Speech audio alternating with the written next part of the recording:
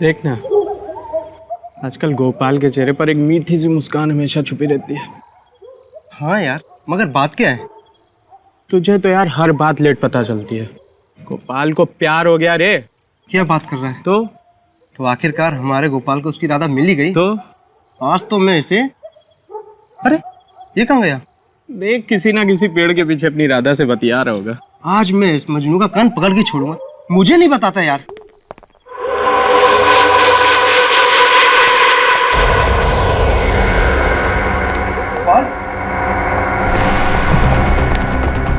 गोपाल, गोपाल, गोपाल, महेश, महेश, गोपाल मर गया। महेश!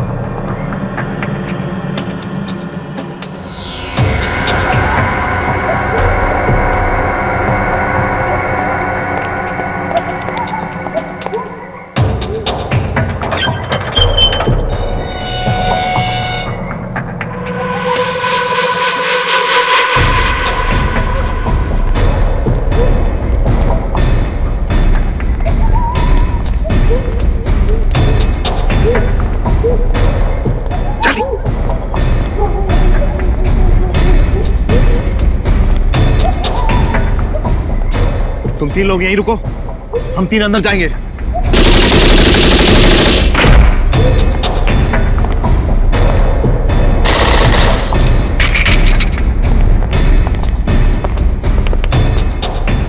इस लैब का चप्पा चप्पा जान मारो। वो चीज यही होनी चाहिए। ढूंढो जल्दी।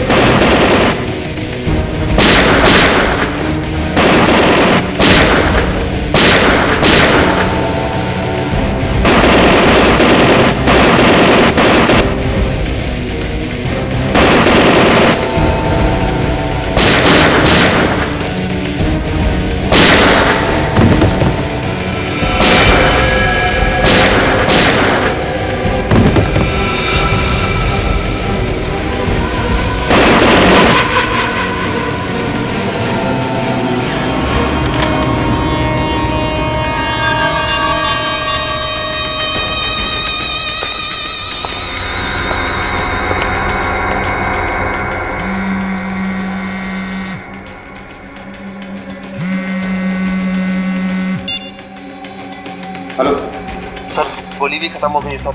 हाँ सर, दोनों मर गए सर। जिसके लिए हम यहाँ आए हैं वो अभी तक हमें मिला नहीं है। चाहे कुछ भी हो जाए, हर कीमत पर हमें ये मिशन पूरा करना है। और सुनो, गार्ड्स को अंदर आने मत देना। ठीक है बॉस, मैं रोकता हूं उनको।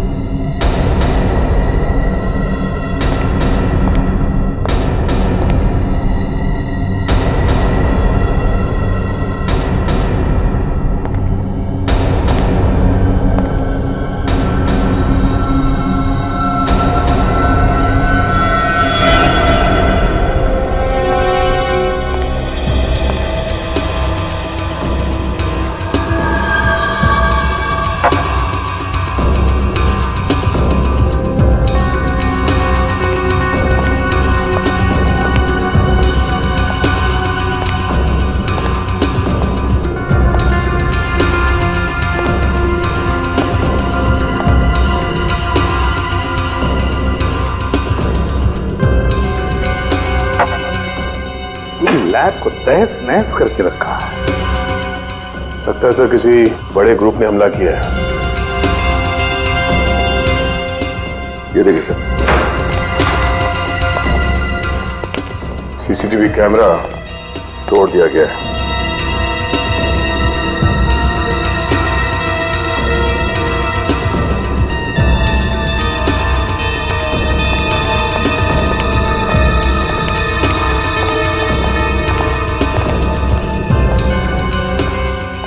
रजत, कुछ पता चला कौन लोग थे, कितने लोग थे?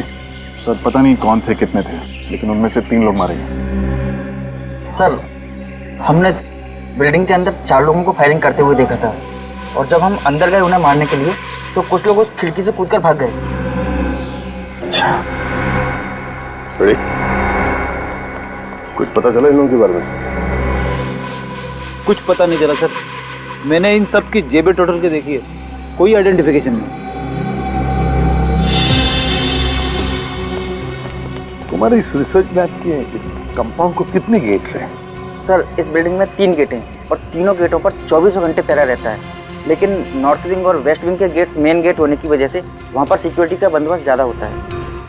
सर इसलिए उन्होंने वेस्ट विंग वाले गेट से हमला किया, जो कि बैक गेट है, और इससे पहले कि बाकी गार्ड्स यहाँ पर पहुँचते उन्होंने बैक डोर से एंट्री ली और बिल्डिंग के अंदर घुस गए।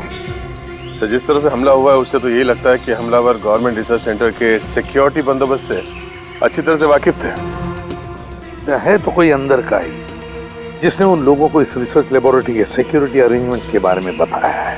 ये अंदर का ही कोई है, अंदर का ही। सर वो लोग यहाँ लेने क्या आए थे? इसी गवर्नमेंट रिसर्च सेंटर में हमला करने का कारण क्या हो सकता है?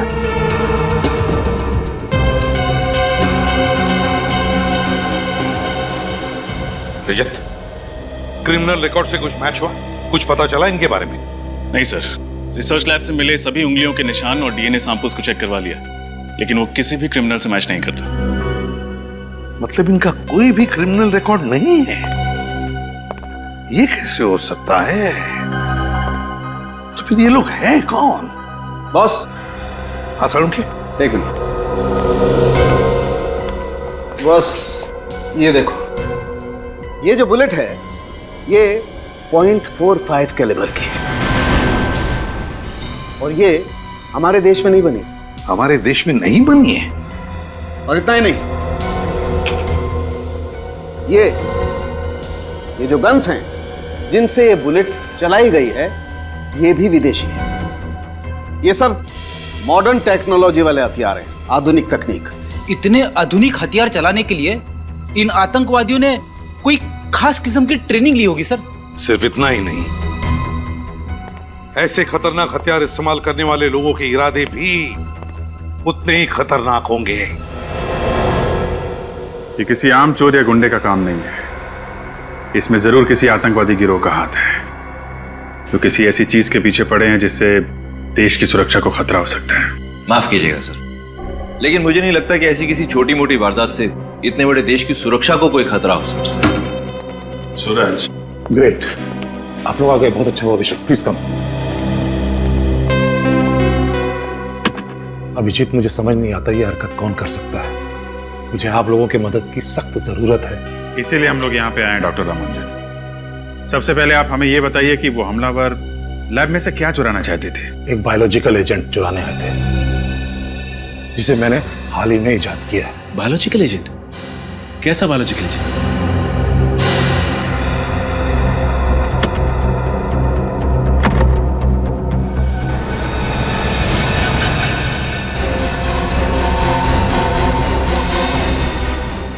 जब इनका कोई क्रिमिनल रिकॉर्ड ही नहीं है तो हम इनके ग्रुप को ढूंढेंगे कैसे? उनको ढूंढने में शायद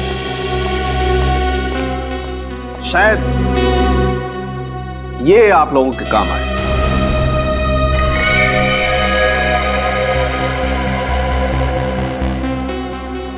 ये तो बाल है सालुंखे। हाँ बस, मैंने इन लाशों के बालों का डीएनए टेस्ट किया था, और डीएनए टेस्ट के दौरान मुझे पता चला कि विक्टिम नंबर 2 और विक्टिम नंबर 3 ये दोनों एक ही किस्म के शैम्पू का इस्तेमाल करते थे। शैम्पू? मगर सालुंखे साहब, हमारे देश में हजारों शैम्पू के ब्रांड है, और लाखों दुकानें हैं जहाँ पे शैम्पू बिकता है। लेकिन ये कोई साधारण शैम्पू नहीं है फ्रेडी सर, ये खास किस्म का शैम्पू है जो ईमू ऑयल, कीवी फ्रूट और एलोवेरा से बनाया गया है। मतलब ये खास किस्म का शैम्पू कुछ खास जगहों पर ही बनता है और खास दुकानों पर ही बिकता है। लेकिन आतंकवादी और महंगा असाधारण शैम्पू, सर बात कुछ समझ में नहीं आई। कुछ कुछ समझ में आ रहा है रजत, कुछ कुछ समझ में आ रहा है। हो सकता है कि ये लोग किसी ऐसी जगह या किसी ऐसे होटल में ठहरे हो जहां पर होटल वाले अपने कस्टमर्स के लिए हाथ से बनाए हुए शैम्पू या फिर आयुर्वेदिक शैम्पू रखते हैं। बॉस, मैं इन बालों पर कुछ और टेस्ट करके इनके कंपाउंड का पता कर सकता हूं। तब तक हम किसी कॉस्मेटिक एक्सपर्ट से मिलते हैं, पता लगाते हैं इस शैम्पू के बारे में। इसका नाम मैंने सैगेट्रॉप रखा है। ये ऐसे रोगों में काम आता है जो आसानी से ठीक नहीं हो सकते, और ये बायोलॉजिकल एजेंट एक खास किस्म का वायरस है। वायरस? हाँ, इस वायरस से बहुत सी वैक्सीन और मेडिसिन बनाई जा सकती हैं, लेकिन अगर ये गलत हाथों में पड़ गया तो इसका दुरुपयोग हो सकता है।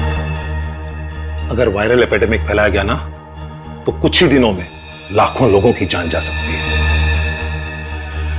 मतलब उनके इरादे नेक नहीं है। फिर तो ये मामला बहुत ही सीरियस है सर। अगर इस बात का पता मीडिया या आम जनता को चल जाएगा तो उनके दिलों में तो दहशत बैठ जाएगी। ये बात बाहर नहीं जानी चाहिए, हमें ये बात अपने तक छुपा के रखनी है। सर, लेकिन मुझे ये समझ में नहीं आ रहा है कि उन हमलावरों को लैब के सुरक्षा बंदोबस्त, सारे सीसीटीवी कैमरास के प्लेसमेंट के बारे में कैसे पता चला? घर का भेदी लंका ढाए, ये जरूर किसी लैब वाले का ही काम है। तो फिर सर उस अंदर के आदमी को ये कैसे पता नहीं चला कि वायरस लैब में रखा कहाँ है? वो शायद इसलिए कि मैंने कल रात ही वायरस की जगह बदल दी थी। और अब आप ये चाहते हैं कि ये वायरस हम लोग शहर के बाहर ले जाएं और किसी महफूज जगह पे रखते हैं? जी हाँ, इसीलिए मैंने आपको बुलाया है, क्योंकि मैं सीआईडी के अलावा किसी और पे विश्वास नहीं कर सकता।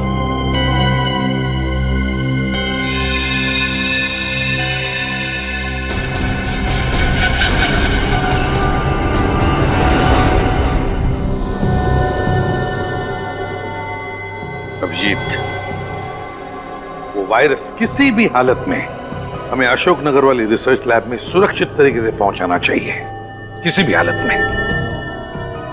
सर, अशोकनगर की दूरी करीब 180 किलोमीटर की होगी। 180? सर, अगर दिन में जाए तो ट्रैफिक की वजह से कम 5 घंटे लगेंगे। सर टाइम लगेगा, लेकिन मेरे हिसाब से ये काम दिन के उजाले में ही करना चाहिए। क्या दिन क्या रात सर, उन आतंकवादियों ने इतनी बड़ी रिसर्च लैब के ऊपर हमला कर दिया सर। अगर हम लोग वायरस शिफ्ट करने जाएंगे तो हम पर हमला हो सकता है सर। तो तुम घर चले जाओ। नहीं सर। अशोकनगर पहुंचने के कितने रास्ते हैं? सर 3 रास्ते हैं, पर सबसे सुरक्षित ये टोल हाईवे वाला रास्ता है। थोड़ा लंबा है, लेकिन जगह जगह पे यहाँ पे पुलिस चेक पोस्ट है। इस रास्ते पे ना तो बस्ती है और ना कोई जंगल। सर आपका शक सही निकला। वो शैम्पू खास करके किया नाम की चेन ऑफ होटल्स में सप्लाई किया जाता है। गुड वर्क श्रेया, एक काम करो, इन लोगों के फोटोग्राफ्स इस कंपनी की जितने भी होटल्स हैं सब में भिजवा दो, पता चल जाएगा कौन से होटल में ठहरे थे। अभिजीत, ये जो टोल वाला हाईवे है ना, सबसे लंबा रास्ता, मेरे हिसाब से सबसे सुरक्षित और अच्छा रास्ता यही है। रजत, इस हाईवे पर जगह जगह पर नाकाबंदी करवाओ और जितने भी चेक पोस्ट है सबको चौकन्ना रहने के लिए कहो। Yes sir. तो अभिजीत, वो वायरस तुम ही लेकर जाओ अशोकनगर, तुम ही लेकर जाओ।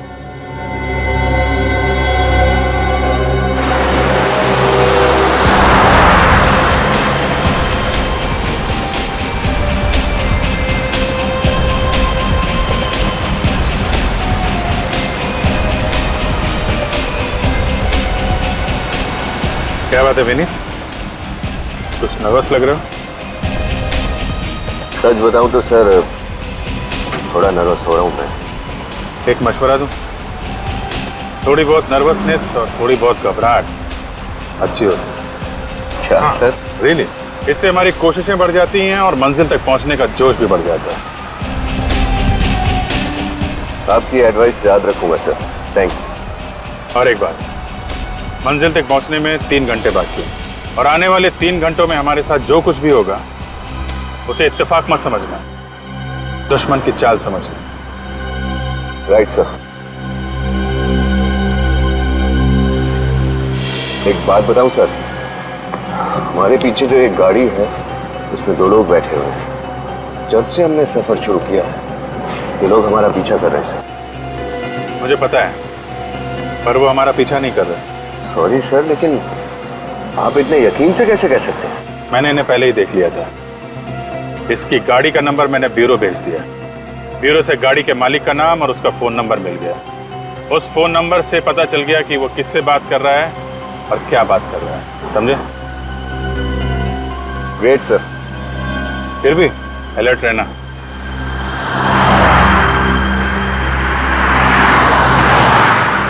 यही वो रूम है सर जहाँ वो दोनों ठहरे थे। कितने दिनों तक ठहरे थे दोनों यहाँ? ये दोनों परसों ही आए थे और सिर्फ कुछ ही घंटों के लिए यहाँ रुके थे। मुझे तो बहुत डर लग रहा है सर। डर?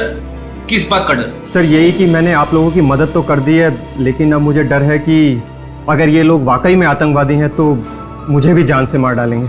देखिए मिस्टर ऋषि, आप बिल्कुल निश्चिंत हो जाइए, आपको कुछ नहीं होगा। फिलहाल तो हमें यह पता लगाना है कि वो आदमी कौन थे और किसके कहने पे काम कर रहे थे। और अगर आप हमें अपना पूरा कोऑपरेशन देंगे तो हम उन्हें जल्द से जल्द पकड़ पाएंगे। मैं तो पूरा कोऑपरेशन दूंगा, इसलिए जैसे ही हमने इन दोनों की फोटो देखी हमने तुरंत ये कमरा सील कर दिया था और यहाँ तक हमने किसी भी चीज को हाथ तक नहीं लगाया। तलाशी लो, जरूर कोई ना कोई सबूत हाथ लगेगा। मिस्टर ऋषि, आपके स्टाफ का जो आदमी यहाँ खाना पानी वगैरह लेकर आया था, जरा उसे बुलाइए। जी सर। हेलो सुधीर, हाँ रूम नंबर 208 की पर्सनल रूम सर्विस में जो स्टाफ था उसको यहाँ भेजो।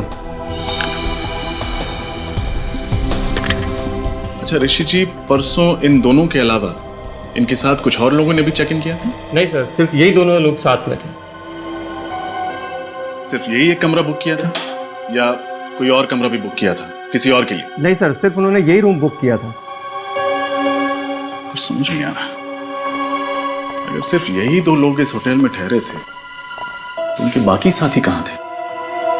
हो सकता है सर कि बाकी के साथी किसी और होटल में रह रहे हो ताकि इन पे किसी को शक ना हो और सब साथ में ना पकड़े जाए। ये भी हो सकता है। सर बाथरूम में तो कोई सबूत नहीं मिला। मेरे हाथ भी कुछ नहीं लगा। लगता है जाने से पहले वो लोग सब कुछ साफ करके गए। Yes sir. सर ये है राजू जो इस फ्लोर की रूम सर्विस संभालता है। अच्छा राजू, परसों इस कमरे में 2 लोग ठहरे थे, उनके बारे में जो कुछ भी तुम्हें पता है सब हमें बताओ। पहले तो वे लोग मुझे बहुत शांत स्वभाव के और काफी अच्छे लोग लगे सर। वे लोग ज्यादा बात भी नहीं करते थे और सर उन्होंने मुझे अच्छी टिप भी दी थी। पहले मतलब कि बाद में उनका बर्ताव कुछ अलग था? हाँ सर, बाद में वो लोग काफी टेंशन में आ गए थे सर। टेंशन? हाँ सर, मैं उन लोग के लिए खाना लेकर आया तभी किसी का फोन आ गया सर। सर वो लंबे वाले सर थे, वो बाहर चले गए फोन पे बात करने के लिए और जब वे अंदर लौटे पता नहीं सर उन्हें क्या हो गया। उन्हें फौरन अपने दोस्त को यहाँ से चलने के लिए कहा। सर उन लोगों ने खाना भी नहीं खाया, मुझे पैसे दिए और चले गए। अच्छा तुमने कुछ सुना था? वो किससे बात कर रहा था, क्या बात कर रहा था? नहीं सर। कितने बजे फोन आया था? सर करीब 9 बजे। 9 बजे। मिस्टर ऋषि, जब इन दोनों ने चेक इन किया था तो आपकी एंट्री रजिस्टर में इन्होंने अपना नंबर तो लिखा? Yes sir. गुड। फ्रेडी, इनसे नंबर ले लो, टेलीकॉम कंपनी को फोन करो और पता लगाओ ये फोन किसने किया था और कहां से।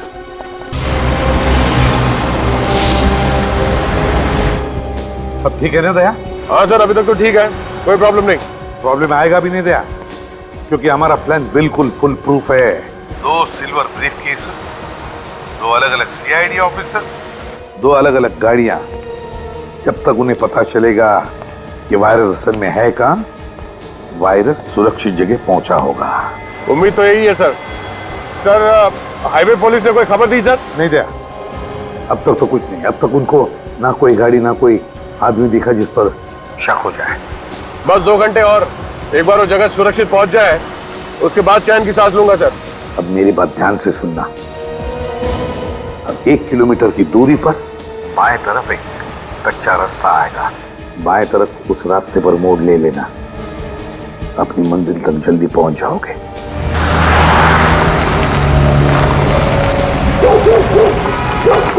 जरा गौर से देख के बताइए, ये दोनों आपके ढाबे पे आए थे? हेलो जी, बड़ाई मुश्किल सवाल पूछिया जी। अरे इधर तो सैकड़ों लोग डेली आंदे जांदे रहते हैं। हाँ जी, किस किस का चेहरा याद रखूंगा जी। वैसे आप लोग कौन है जी? जी हम लोग सीआईडी से। अच्छा ये याद करके बताइए कि परसों रात 9 बजे के आसपास आपका फोन किसी ने इस्तेमाल किया था फोन करने के लिए? हेलो जी सर जी, इधर से तो 50 लोग डेली फोन करते हैं जी। अब कौन किस वक्त फोन कर गया है कैसे बता सकते हैं जी? अच्छा, परसों रात कोई ऐसी बात हुई हो आपके ढाबे पे जो आपको अजीब लगी? अजीब? ओ हाँ सर जी, मैंने याद आया थी। वो परसों साडा रसोईया परमीत वो दाल मखनी बिच नमक डालना भूल गया। सारे ग्राहक चिल्ला रहे थे। वो कोने विच 4 बंदे बैठे थे सर जी। वो चुपचाप खाना खा रहे थे सर जी। उन्होंने तो चू भी नहीं किया सर जी। तो कोई और बात आपको याद हो, जैसे कि किस तरह के कपड़े पहने थे उन्होंने, किस गाड़ी से आए थे? ओ हाँ सर जी, वो सफेद कलर की जीप में आए थे सर जी। जीप का नंबर क्या देखा आपने? नंबर तो याद नहीं सर जी, पर वो जीप में बैठने से पहले मोहन से गल कर रहे थे जी। मोहन? ये मोहन कौन है? हाँ, मोहन वो साडा यार है जी। पेशे से ट्रक ड्राइवर है। वैसे ये ट्रक ड्राइवर मिलेगा कहाँ? कहाँ मिलेगा क्या सर जी, वो तो यही खाना खा रहा है सर जी। ओ मोहन, ओ मोहन, ओ यहीं पे तो था जी। अभी किधर गया? ओए मोहन, मोहन, हेलो जी, गाड़ी तो थी ये, पता नहीं कहाँ गया। ओ मोहन, ओए मोहन, ओए मोहन, ओ मोहन, ओए, ओ मोहन, ओए। और मोहन हाथ धो रहा सी, मिल लो।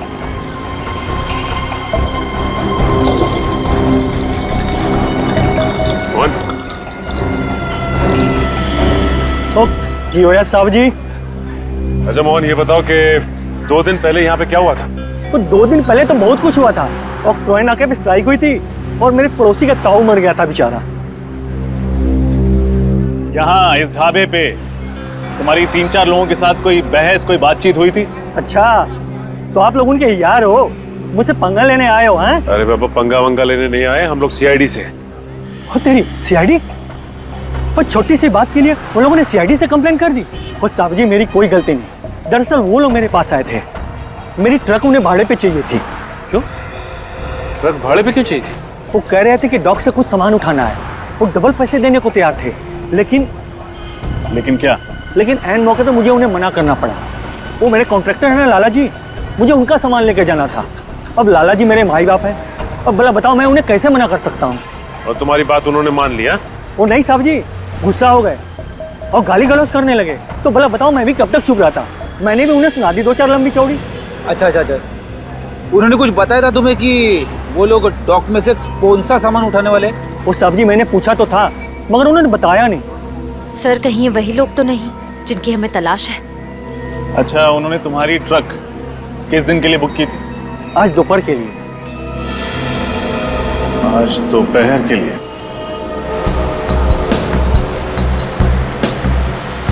बस दया, आधे घंटे में अपनी मंजिल तक पहुंच जाएंगे। साहब जी, एक बार किसी तरह से ये वायरस अपने महफूज जगह तक पहुंच जाए तो हमारा मकसद कामयाब। करेक्ट। एक बार वायरस सही जगह पहुंच जाए फिर इन आतंकवादियों से भी निपटेंगे। दया, एसीपी साहब का फोन आ रहा है, मैं कॉल कॉन्फ्रेंस में करता हूं। ओके ठीक है। Yes sir. बुरी खबर है अभिजीत। बुरी खबर? क्या सर? अशोकनगर के पास सिक्योरिटी एजेंसी वालों ने 2 अनजान गाड़ियां देखी। उन्हें ट्रेस करने की कोशिश की तो गाड़ियां गायब हो गई। लेकिन सर आतंकवादियों को हमारे इस खुफिया जगह के बारे में पता कैसे चला? डॉक्टर रामानुजन के अलावा तो ये बात हमने किसी और को बताई भी नहीं। मुझे तो लगता है डॉक्टर रामानुजन की टीम में ही कोई गद्दार है। ये लोग तो हाथ धो के वायरस के पीछे पड़े हुए हैं। या फिर बीच रास्ते में कहीं हम पर हमला कर दें। हो सकता है, इसीलिए प्लान चेंज करते हैं, कहीं और चले जाते हैं। कहाँ जाना है? कालापुर। कालापुर? लेकिन सर इसमें और भी खतरा हो सकता है। नामुमकिन, नामुमकिन। इस बार हम कहाँ जाएंगे, कहाँ ठहरेंगे, किस रास्ते से जाएंगे, किसी को भी नहीं बताएंगे, इस डॉक्टर रामानुजन को भी नहीं। सर कालापुर तो 300 किलोमीटर की दूरी पे है, वहां पहुंचते पहुंचते तो अंधेरा हो जाएगा। मुझे पता है अभिजीत, इसीलिए बीच रास्ते में किसी सुरक्षित जगह पर रुक जाना। मुझे तुम दोनों पर पूरा विश्वास है, ठीक है? Good luck.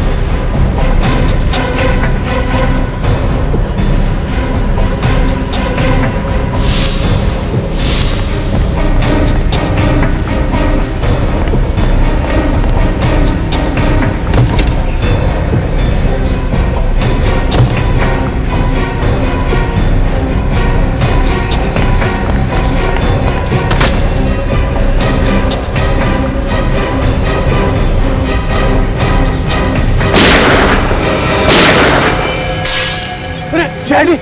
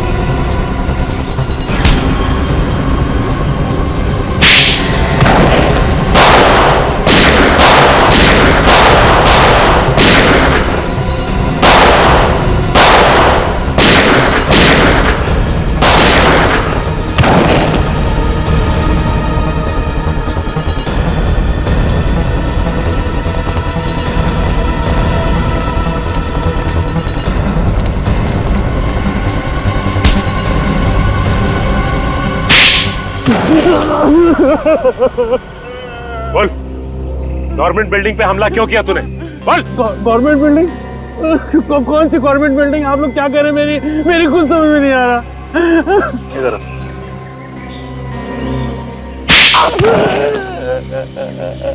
अब समझ में आया क्या? ये कि रिसर्च लैब से बायोलॉजिकल एजेंट क्यों चुराया तूने? क्यों? Biological agent? क्या बोल रहे हैं आप लोग? मेरी खुद समझ में नहीं आ रहा। लगता है इसका मुंह खुलवाने के लिए दूसरा तरीका इस्तेमाल करना पड़ेगा, 3rd डिग्री फॉर्मूले का इस्तेमाल। तू ऐसे नहीं मानेगा। अरे अरे मार दिया, अरे अरे मार, अरे मेरे गोली मार दी, अरे अरे गोली, अरे अरे अरे अरे बाप रे, अरे अरे बाप रे, गोली मार। सर ये तो मॉल का फ्लोर डिजाइन लगता है। सर इसका मतलब इस फ्लोर डिजाइन के जरिए इसका ग्रुप शॉपिंग मॉल में पब्लिक पर अटैक करने वाला था। और ये फ्लोर डिजाइन इस बात का सबूत है कि इनकी प्लानिंग काफी दिनों से चल रही थी। बोल, कल रात को कहाँ था तू? मैं अपने भाई लोगों के साथ मॉल में था। मैं सच बोल रहा हूँ, सच में। इसका पता तो हम लगा ही लेंगे। इन दोनों को जानते हो? हाँ पहचानता हूँ, लेकिन ये लोग अब मेरी गैंग में नहीं है। ये लोग अब मेरी गैंग में नहीं है, सच में। तो क्या परसों ढाबे पे इन दोनों को लस्सी पिलाने के लिए बुलाया था तुमने? नहीं, वो वापस अपनी गैंग में शामिल करने का ऑफर देने के लिए बुलाया था, लेकिन ये लोग नहीं आए। सच बोल रहा हूँ। हाँ सर, सच तो बोल रहा है ये। वो दोनों तो आए नहीं थे ना ढाबे पर। समझ में नहीं आ रहा, अगर जसवंत और उसकी गैंग ने उस गवर्नमेंट बिल्डिंग पर हमला नहीं किया तो फिर वो लोग कौन थे?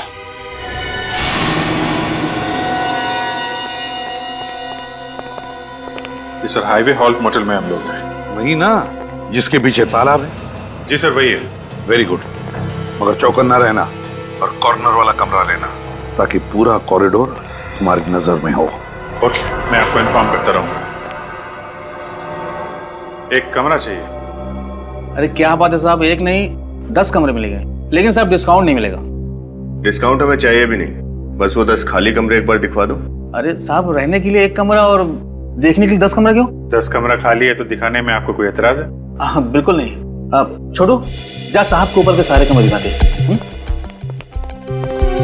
ठीक से चेक कर लें।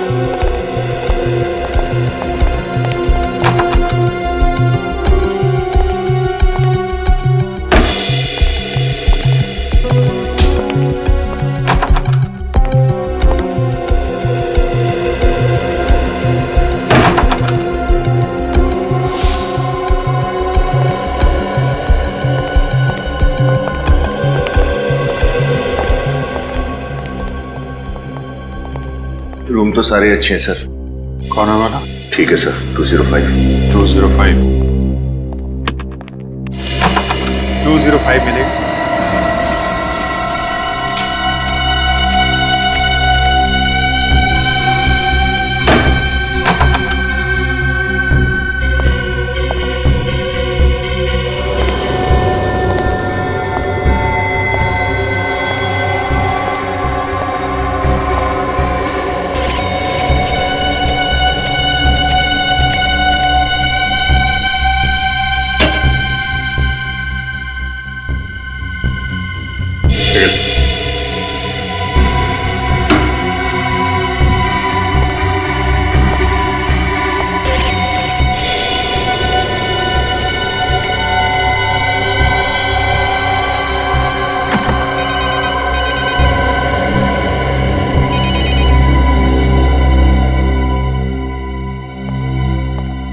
सर, वेलकम इन में चेक इन कर लिया सर। पूरा मोटेल पहले ठीक तरह से चेक कर लिया, कोई प्रॉब्लम नहीं है सर। गुड। वैसे दया, तुम्हें और अभिजीत को कुछ बोलने की जरूरत नहीं, फिर भी चौकन्ना रहना। हाँ सर, अभिजीत से बात हुई? हाँ, अभिजीत से बात हुई। वो हाईवे हॉल्ट मोटेल में रुका हुआ है। वहां के आसपास के सारे चेकनाकों को मैंने इत्तला किया है कि वो चौकन्ना रहे। ठीक है सर। या ओके।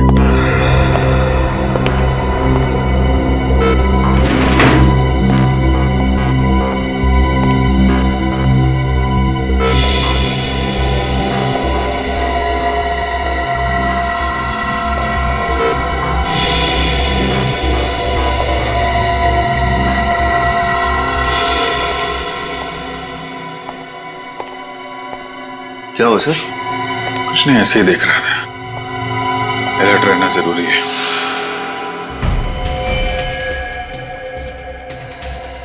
क्या हुआ सर, कुछ गड़बड़ है? नीचे गाड़ी खड़ी है।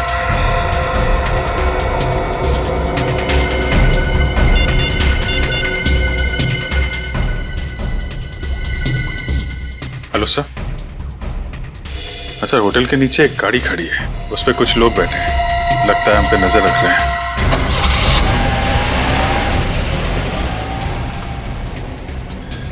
गाड़ी तो निकल गई सर। निकल गई? एक काम करो अभिजीत, उस गाड़ी का नंबर मुझे एसएमएस कर देना। हाँ, नजदीक के चेक पोस्ट को बता देता हूँ उनको। ओके सर, मैं गाड़ी का नंबर एसएमएस करता हूँ।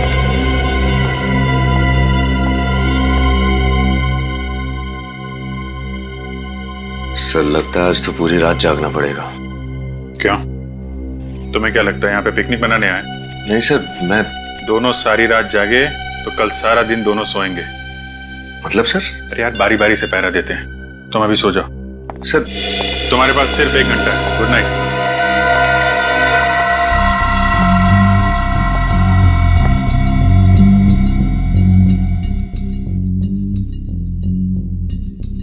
मेरी तो समझ में नहीं आता तुम ऐसा आखिर करती क्यों हो? तुमसे एक बार नहीं, मैंने 1000 बार बोल दिया है, लेकिन तुम ये बार बार मिस्टेक क्यों करती हो? कुछ भी करने से पहले एक बार ठीक से सोच लो। दोबारा ऐसा नहीं होना चाहिए। मैं अभी आता हूँ।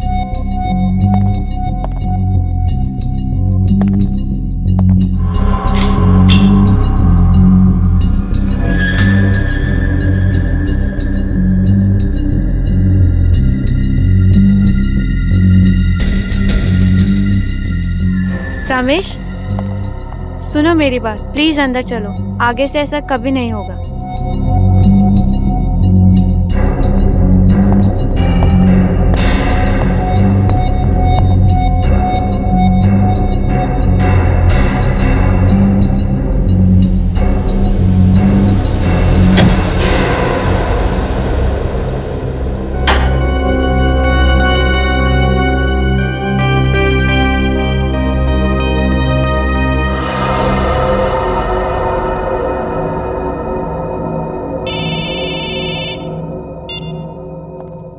कैसा?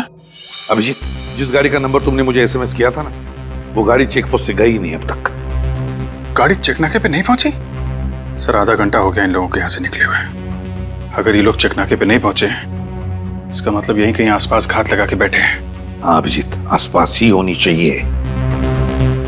हाँ सर, मैं देख।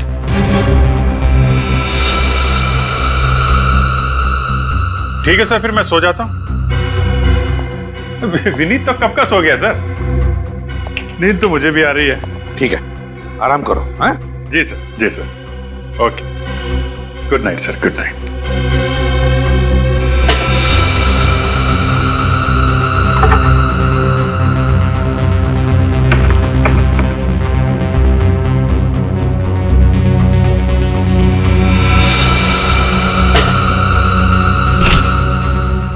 विनीत सर, ये देखो, स्पाई कैमरा और माइक्रोफोन। ये कहां से मिला सर? यहाँ पे इस पेंटिंग में फिट किया था। हमारी बातें सुनी जा रही थी, हम पे नजर रखी जा रही थी। लेकिन सर, उनको पता कैसे चला कि हम यहीं रुकने वाले हैं? हो सकता है होटल के बाकी कमरों में भी फिट कर रखा हो, या फिर जब तुम यहाँ इस कमरे को फाइनल करके नीचे गए थे, उसी बीच में किसी ने फिट कर दिया होगा। मतलब सर, यहाँ का कोई ना कोई उनसे मिला हुआ है। यहाँ पे खतरा है, निकलो यहाँ से।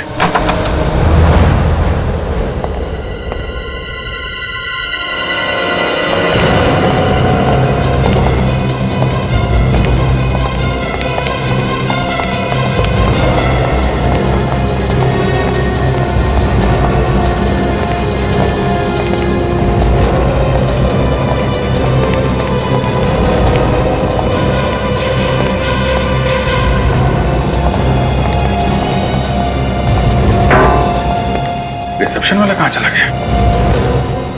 पूरा होटल चेक करो।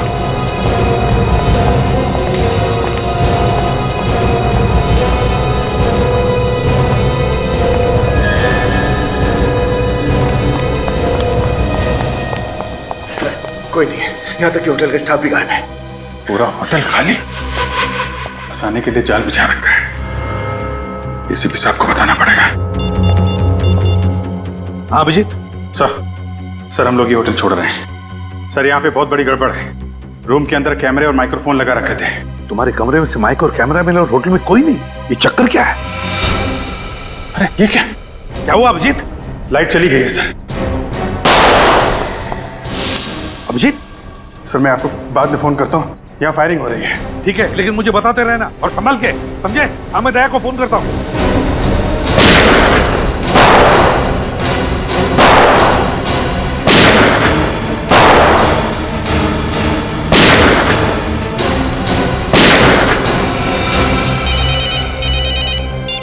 हाँ सर।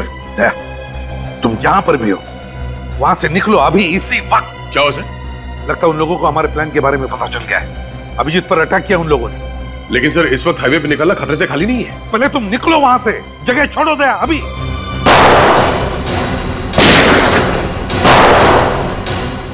सर, मेरी गोलियां खत्म होने वाली सर।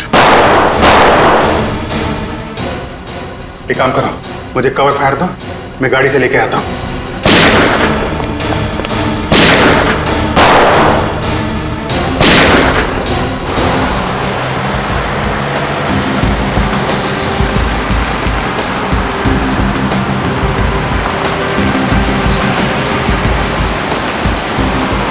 अभी तक तो कुछ नहीं सर, सब ठीक है।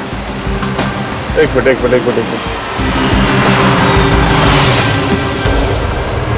रास्ते के बीचों बीच ये गाड़ी क्या कर रही है?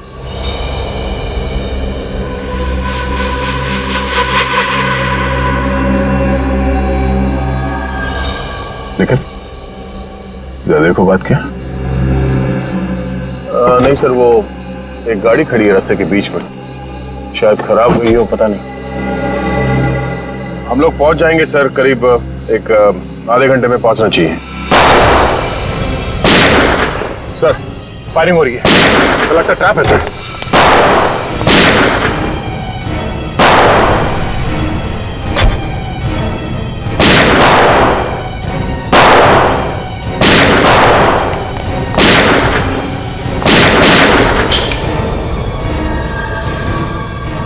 लगता है इसकी गोली खत्म हो गई है। सर आई नहीं अभी तक। अरे अब खाली पिस्तौल से क्या होली खेलेगा तू? चल बाहर निकल, वरना तेरे सीने से तेरा कलेजा बाहर कर दूंगा।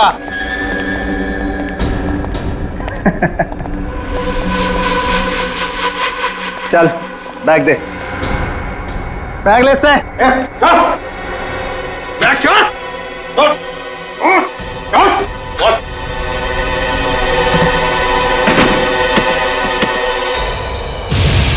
बैग तो खाली है, मगर ये गन खाली नहीं है। गन नीचे, वरना इसका भेजा खाली कर दूंगा। चल नीचे कर विनीत। तो जरा घूंघट तो निकाल है?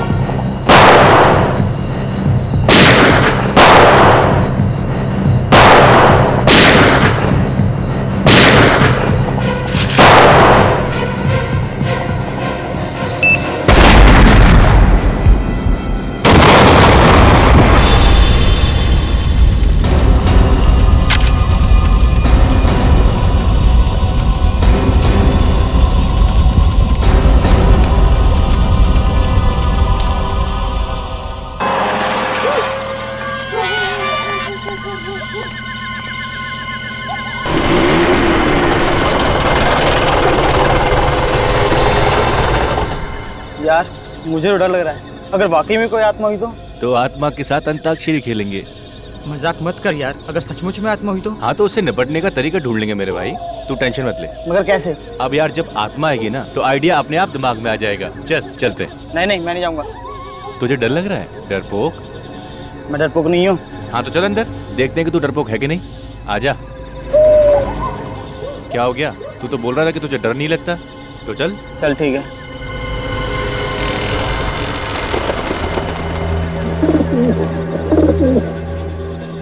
चल ना।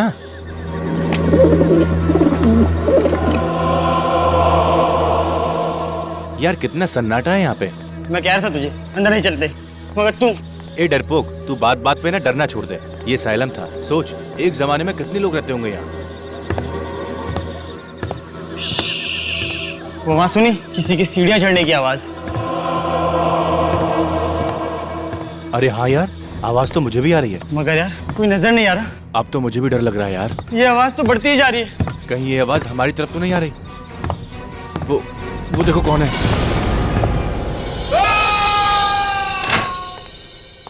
गौतम क्या हुआ अमित को?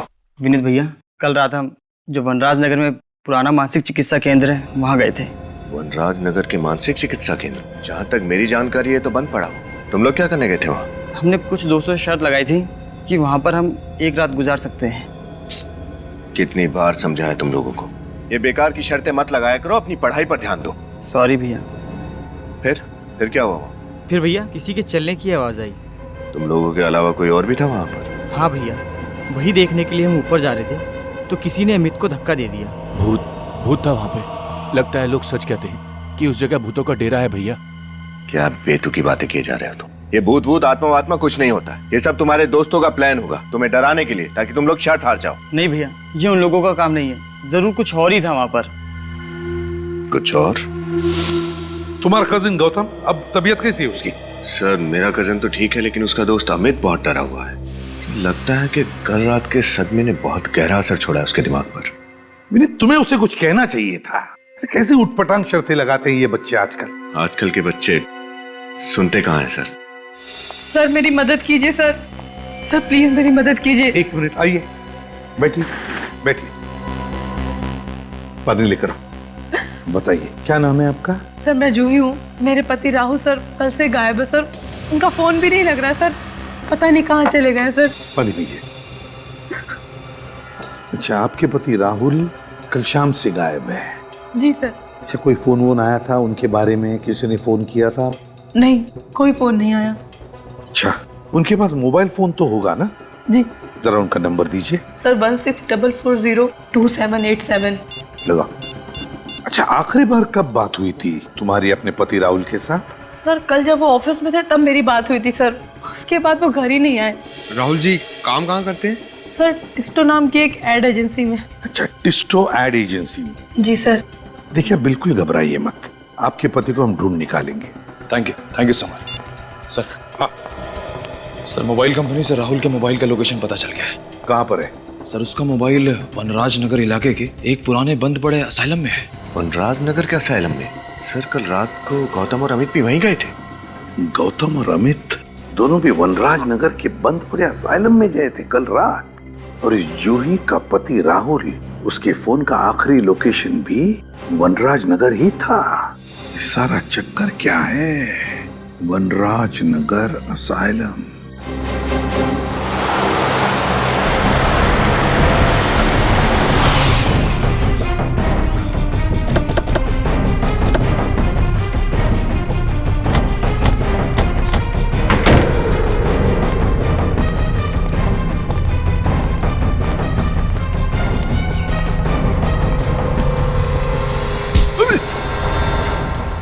कैसी जगह है ये राहुल हमें यहीं पर मिलेगा। उसका फोन आखिरी बार यहीं पे ट्रेस हुआ है, इसी बंद असाइलम में। ढूंढना होगा। फ्रेडी, तुम इस तरफ जाओ। पंकज, इधर मुंह मत देखा करो, जाओ जल्दी। विनीत, इस तरफ जा, मैं उधर जाता हूँ। हाँ, संभल के।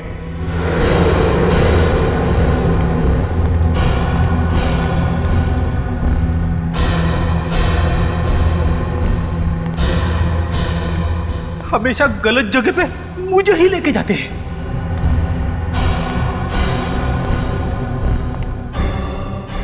निखिल भी था, उसे भी ले जा सकते थे, मगर नहीं।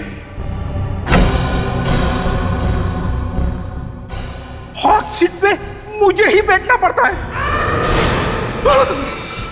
सर जल्दी से आइए सर, यहाँ पे कोई है। क्या कर रहा है? क्या हुआ? हाँ? सर मैंने यहाँ पे किसी आदमी की परछाई देखी सर। परछाई देखी? चुप, परछाई देखी। चलो देखते हैं कौन है इधर। कोई नहीं।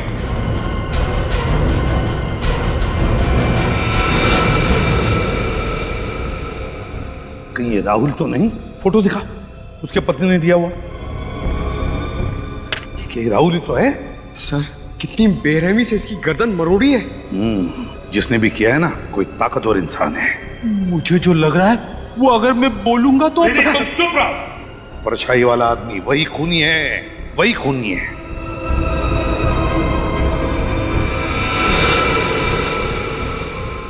सर, हाँ, ये देखिए सर, ये राहुल का हो सकता है कैमरा। सर अगर राहुल इस कैमरे से शूटिंग कर रहा था तो हो सकता है इस खूनी की रिकॉर्डिंग भी होगी उसमें। चेक करो।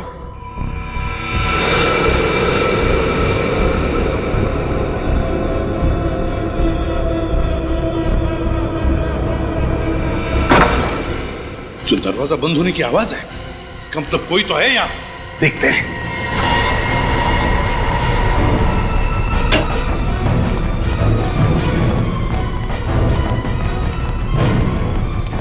देखो कहां से आवाज आ रही है।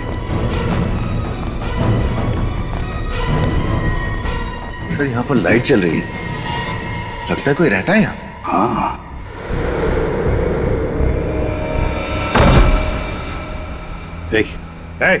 उठो। कौन हो तुम? यहाँ क्या कर रहे हो? मैं यही रहता हूँ। बीवी मर चुकी है, बेटों ने मुझे घर से निकाल दिया। मैं भीख मांगकर अपनी पेट की आग बुझाता हूँ। आपके बेटों ने आपको घर से बाहर निकाल दिया?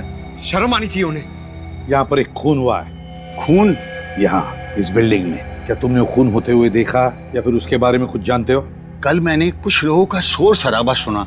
शोर शराबा? हाँ, कल कुछ लोग दारू पी के शोर शराबा कर रहे थे। मुझे लगा दारू पी के ये लोग मस्ती कर रहे, इसलिए मैंने ध्यान नहीं दिया। अच्छा, यहाँ पे कोई लड़की आती रहती है? लड़की? वो मरी हुई लड़की, नर्स। नर्स? नर्स है वो? हाँ, वो खून की प्यासी है। वो अपना बदला लेने के लिए चारों तरफ भटकती फिरती है। खून की प्यासी आत्मा। Ready sir. आत्मा। कौन हो सकता है ये ताकतवर इंसान जिसने इतनी बेरहमी से राहुल को मारा है? सर, हाँ, फुटेज रेडी है। देखो।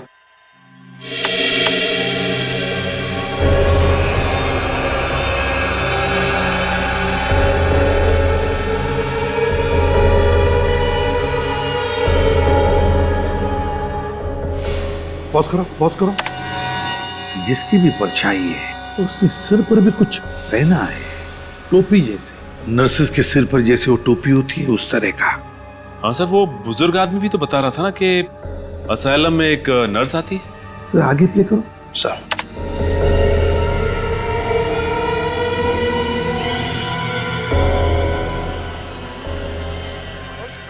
सर राहुल किसी से बात कर रहा है। हाँ, ये राहुल किसी से बात कर रहा है, मगर किससे और क्या कह रहा है? निखिल, आवाज जरा साफ करो अच्छी तरह से, पता तो चले ये राहुल कह क्या रहा है और हुआ क्या है वहां पर। सर। हाँ पंकज, क्या पता चला? सर, उस पुराने मानसिक चिकित्सा केंद्र असाइलम का पूरा इतिहास पता चल गया है। क्या इतिहास है? आज से 13 साल पहले, साल 2000 में वहां पर एक पेशेंट ने एक नर्स का खून कर दिया था। तब से लोगों में यह अफवाह फैल गई है कि उस नर्स की आत्मा उस असाइलम में भटक रही है। तो ये बात है। नर्स की आत्मा? सचिन, कोई नर्स की आत्मा वात्मा नहीं, कोई और ही है, कोई लड़की जो ये नर्स की टोपी पहनकर घूम रही है उस नर्स के आत्मा का फायदा उठाने के लिए। सर। हाँ, आवाज साफ हो गई है। सर, राहुल की आवाज तो साफ हो गई है, लेकिन वो किससे बात कर रहा है समझ में नहीं आ रहा है। कोई बात नहीं, राहुल की आवाज सुनते। महेश, तुम? महेश? राहुल ने किसी महेश का नाम लिया है, इसका मतलब है राहुल उस महेश के साथ बात कर रहा है इस वीडियो में। सर, कहीं राहुल को इस महेश ने तो नहीं मारा? हो सकता है। महेश, राहुल की आवाज सुनकर ऐसा लग रहा था जैसे महेश को देखकर राहुल चौंक गया। इसका मतलब है राहुल और महेश एक दूसरे को जानते थे। राहुल के ऑफिस में जाकर देखना होगा कि है कौन ये महेश।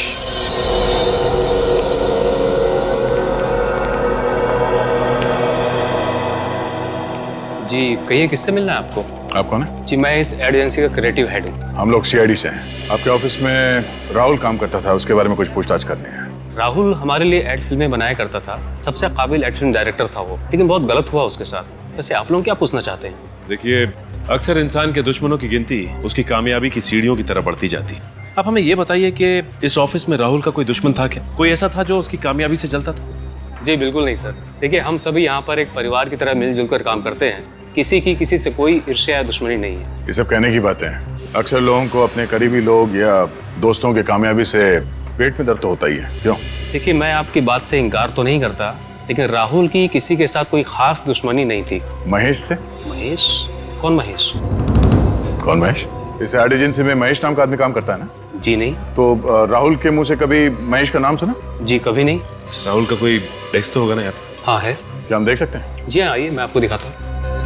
अच्छा, राहुल को वनराज नगर के पुराने असाइलम में इस एड एजेंसी ने भेजा था? जी नहीं, हमने नहीं भेजा। ये है राहुल का डेस्क।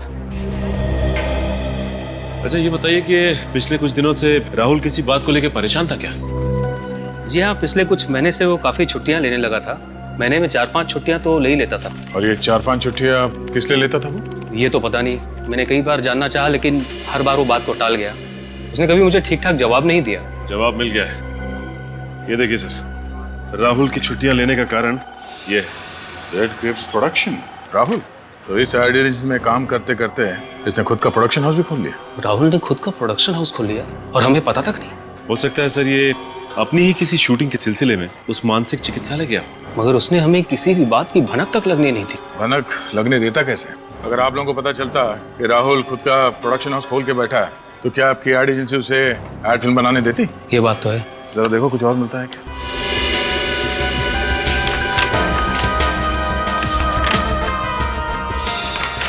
सर और कुछ तो नहीं। ये देखिए, ये डायरी मिली है। राहुल की पर्सनल अपॉइंटमेंट डायरी। देखते हैं आखिरी बार किससे मिला था ये राहुल। आईओसी। ये आईओसी क्या हो सकता है? ये तुम्हारी किसी क्लाइंट की कंपनी का नाम तो नहीं है? जी नहीं, हमारी किसी क्लाइंट की कंपनी का नाम आईओसी नहीं है। चलो इस राहुल के प्रोडक्शन हाउस से पता करते हैं आईओसी और इस महेश के बारे में। Mister Suresh, CID. मुझसे आपके फोन पे बात हुई थी। ये आईओसी? सर आईओसी का तो मुझे पता नहीं, लेकिन सर महेश तो राहुल सर का असिस्टेंट था। महेश राहुल का असिस्टेंट था? बुलाओ जरा इस महेश को। सर राहुल सर ने तो उन्हें 1 महीना पहले ही नौकरी से निकाल दिया। नौकरी से निकाल दिया? लेकिन क्यों? सर वजह तो उन्होंने किसी को नहीं बताई थी, पर उड़ती उड़ती खबर है कि महेश ने उनका कैमरा और उसका कुछ सामान चोरी कर लिया था, इसलिए। कहीं महेश ने बदला लेने के लिए राहुल का खून तो नहीं कर दिया? अच्छा, ये वनराज नगर के बंद पड़े असाइलम में राहुल करने क्या गया था? सर वहाँ पे कुछ शूटिंग का काम चल रहा था। कैसी शूटिंग? दरअसल राहुल सर डॉक्यूमेंट्री फिल्म पे काम कर रहे थे। वे ऐसी ऐसी डरावनी जगह जाके शूट करते थे जहाँ उन्हें लगता था कि आत्माएं होंगी। आत्माओं पे डॉक्यूमेंट्री? और किसके लिए बना रहे थे ये फिल्म? सर ऐसी डॉक्यूमेंट्री फिल्मों को सराहने वाले बहुत लोग हैं। मगर उसी जगह पे शूटिंग करने की क्या वजह थी? सर महेश के कहने पर। तो महेश का हाथ भी है इसमें?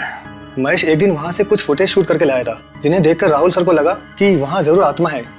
क्या हम वो फुटेज देख सकते हैं? जी सर।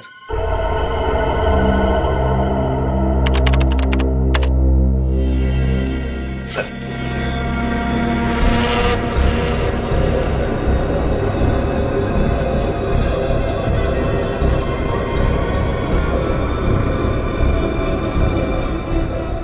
एक मिनट पॉज करो।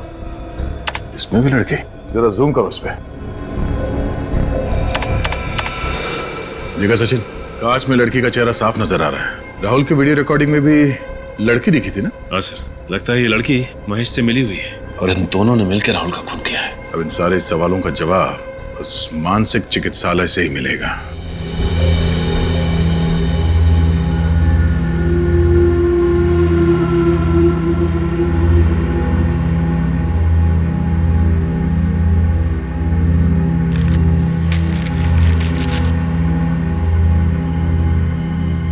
वो खूनी यहाँ आएगा जरूर। सर आप इतना यकीन के साथ कैसे कह सकते हैं कि यहाँ पर फिर आएगा? वो इसलिए पंकज, क्योंकि वो खूनी यहाँ 2 बार पहले भी आ चुका है। एक बार राहुल को मारने और दूसरी बार जब अमित और गौतम यहाँ आए थे। और उसके बार बार यहाँ आने की एक ही वजह हो सकती है, कोई तो ऐसा सबूत जरूर है जिसे वो ढूंढकर छिपाना या तो मिटाना चाहता है। एग्जैक्टली।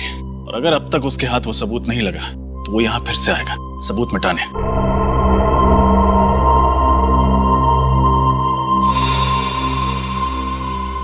ये देखिए, खून की प्यासी नर्स। अब इसकी प्यास जेल में ही बुझेगी। ये मेन हॉल में है, चलो। अरे अभी तो इधर थी, कहाँ गई? ये तो उसी आदमी की आवाज है जो यहाँ रहता है। ऊपर चलो। ऊपर।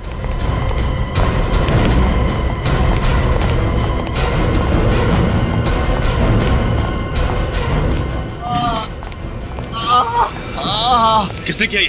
उसी नर्स की आत्मा ने।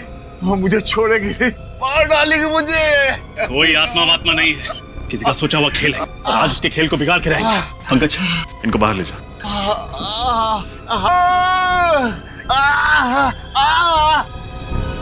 विनीत, इस कमरे की अच्छी तरह तलाशी लो। कोई तो वजह होगी कि वो खूनी इस बुजुर्ग आदमी को मारना चाहता है।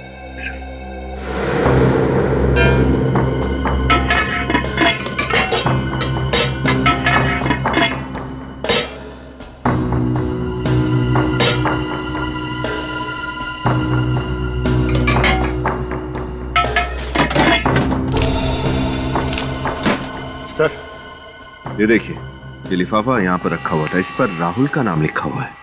राहुल का नाम? ये लिफाफा आईओसी लैब ने भेजा। एक मिनट, राहुल की डायरी में आईओसी लैब के साथ अपॉइंटमेंट के बारे में लिखा था ना? सर कहीं ये खूनी इस लिफाफे को ढूंढने तो यहाँ बार बार नहीं आता? देखते हैं इसके अंदर क्या है। What? एक लड़की की हड्डी के टुकड़े की फोरेंसिक रिपोर्ट? ये क्या नई पहेली है? एक लड़की की हड्डी की फोरेंसिक रिपोर्ट इस बुजुर्ग आदमी के कमरे में क्या कर रहे हैं? सर कहीं ये रिपोर्ट इसे राहुल की लाश के पास तो नहीं मिली और ये उठाकर उसे यहाँ ले आया? हो सकता है विनीत, या फिर ऐसा भी हो सकता है कि राहुल ने मरने से पहले ये लिफाफा आकर इस कमरे में छुपा दिया, उस समय जब ये बुजुर्ग आदमी इस कमरे में नहीं थे। शायद ऐसा ही हुआ होगा सर, वरना पूछताछ करने के बाद ये आदमी हमें इस लिफाफे के बारे में जरूर बताता, लेकिन इसने कुछ नहीं बताया। हाँ विनीत, ये बात भी है। आईओसी लैब से हड्डी का टुकड़ा साड़ुंके साहब को भेज दो।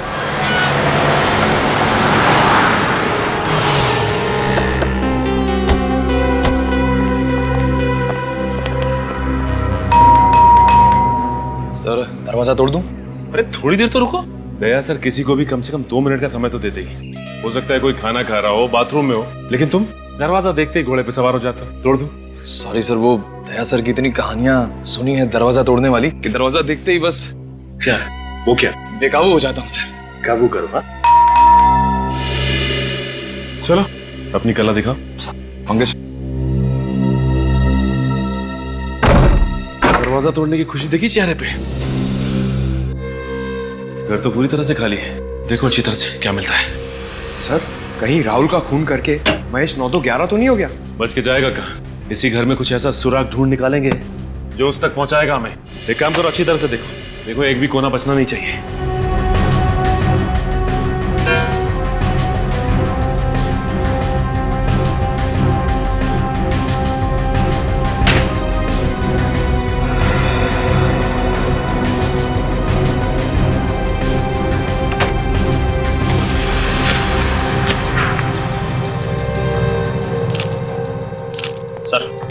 सर महेश की कबर्ड में से ये बैग, ये ट्राइपॉड और ये स्टिल कैमरा मिला है।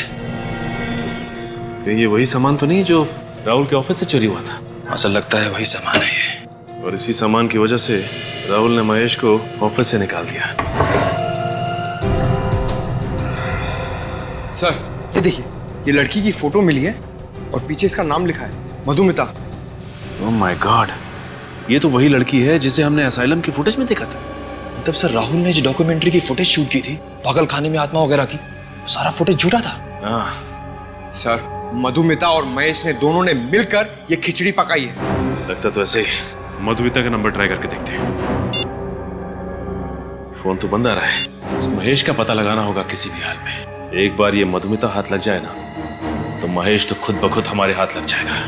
महेश और मधुमिता, ये महेश और मधुमिता, इन दोनों को जल्दी से जल्दी ढूंढना होगा, मिलने चाहिए ये हमें। और फिर उस लड़की के बारे में क्या पता चला जिसकी हड्डी के टुकड़े की जांच राहुल ने इस आईओसी लैब में से करवाई थी? नहीं सर, अब तक तो कुछ पता नहीं चला है। सर इसी रिपोर्ट को चुराने के लिए वो खूनी शायद असाइलम गया होगा, मगर उसके हाथ नहीं आई। हाँ, उसे क्या पता कि ये रिपोर्ट हमारे हाथ में है। इस खूनी को ये नहीं मालूम कि सीआईडी वालों के लिए एक तिनकी भर का सुराग भी काफी है उस तक पहुंचने के लिए। सर इस महेश ने ही राहुल का खून किया होगा, घर पे मिला नहीं और उसका फोन भी बंद आ रहा है। ये राहुल घर पे नहीं मिला और उसका फोन भी बंद आ रहा है, और मधुमिता का भी तो फोन बंद आ रहा है। काम करो, इस राहुल ने जहां जहां पर जाके अपनी डॉक्यूमेंट्री की शूटिंग की है ना, वहां जाओ और पता लगा। देखो देखो कहां पर वो हड्डी का टुकड़ा मिला था उसे। सर ये रहा पहला घर। जी कहिए, आपको किससे मिलना है? हम लोग सीआईडी से। आपसे कुछ बात करनी थी। मुझसे? किस बारे में? उस डॉक्यूमेंट्री फिल्म के बारे में जो राहुल आपके घर पे शूट कर रहा था। ओह, उसके बारे में?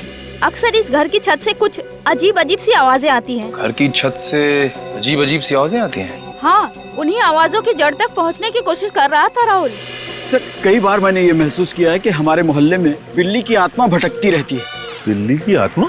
जी सर, अभी पिछले साल की बात है, एक बिल्ली ट्रक के नीचे आ गई थी। तब से उस बिल्ली की रोने की आवाज पूरे मोहल्ले वालों को सुनाई देती है। वैसे भी ये आत्मा वात्मा कुछ नहीं होती, और ऊपर से बिल्ली की आत्मा, ये सब आपका वहम है। अमावस की रात को मैंने सामने वाले घर की छत पे एक आत्मा को टहलते हुए देखा। बहुत ही भयानक लग रही थी वो। अमावस की रात में तो वैसे भी रोशनी बहुत कम होती है। आपने किसी आत्मा को नहीं बल्कि आदमी को टहलते हुए देखा होगा। अभी तक कहीं भी कुछ भी ठोस नहीं मिल पा रहा है। हाँ ये बात तो है पंकज, इसी बात का तो गुस्सा मुझे भी आ रहा है। आज के जमाने में भी लोग अंधविश्वास पे इतना यकीन करते हैं। सर आखिरी घर सुमित का और उसकी पत्नी उदिता का बचा है। सुमित और उसकी पत्नी उदिता का? हाँ सर। हाँ सर, क्या मधुमिता का फोन ट्रेस हो गया इसी एरिया में? सर ये तो बहुत ही अच्छी खबर है। फिर तो इस महेश तक हम आसानी से पहुंच सकते हैं। ओके सर, हम लोग वहां पहुंच रहे हैं।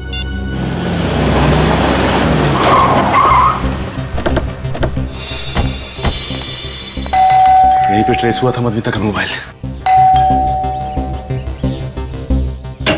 दरवाजा तो खुला हुआ है। जब चीखने की आवाज सर कहीं मधुमिता। ओह माय गॉड, ये तो मधुमिता ही है। सर राहुल का खून करने के बाद इस महेश ने मधुमिता को हिरासत में रख दिया। लगता तो ऐसा ही है। Cut cut. क्या हो रहा है सब? कौन है आप लोग? हाँ, और यहाँ पे क्या कर रहे हैं? अच्छा किया जो आप खुद ही चले आए गिरफ्तार होने के लिए। दो खून किए हैं आपने। एक मिनट, यहाँ पे कोई खून नहीं हुआ है, शूटिंग चल रही है। मधुमिता उठो और बताओ इन्हें। मधुमिता। Yes sir. तुम फिर से शॉट में सो गई थी? नो सर, ये लोग एक्टर नहीं है। मुझे तो लगा आपने मुझे बिना बताए सीन में कुछ बदलाव कर दिया सर। बदलाव तो इनकी जिंदगी में अब सीआईडी लाएगी। आप लोग सीआईडी से? जी हाँ, सीआईडी से।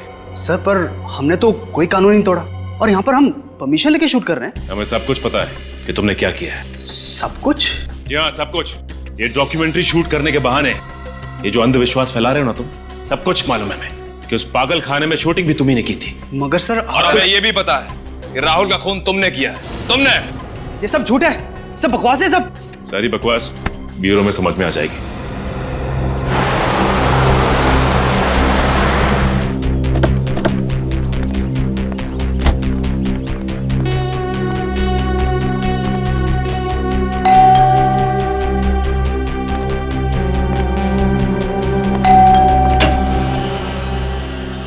आप मिस्टर सुमित?